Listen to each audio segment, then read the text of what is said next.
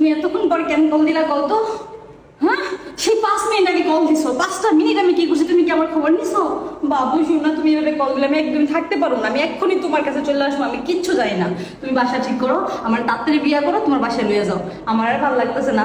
জান, আমি তোমাকে কালকে বিয়ে করবো, তুমি একদম টেনশন করো না। কি কালকে বিয়ে করো? বিয়ের পরে যত কাম শুধু আমার করা লাগবে। কত খুশি, কাজের লোক রাখো, কাজের লোক রাখো।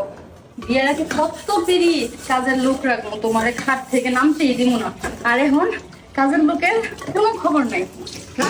কাজের লোক তোমার পাইছি দাসী বান্দি পাই বললাম, শুধু বললাম বিয়ের আগে কইছস তোমার কোনো কাম করো না, রাজধানী করে রাখবো। তুই কল দিয়ে বল, তোর কল কেউ ধরতো না, তোর কোনো আমি বলতো না। আমি আজকেই বাপের বাড়ি চলে যাবো। এই তোর শেষ কাম, এই তোর জন্মের কাম, তোর ভরার কাম কইয়া দিয়ে যাইতেছি ঘরটা গুছে। আইসে জমিদারের ফলাই মনে হয় বাসায় আইসে দেখছি কি লই আইসে। না না না, আইলো না, আমার জিনিসপত্র লইয়া এখনো আইলো না। তোর কলের মধ্যে চালু করি, তুই কল দে না।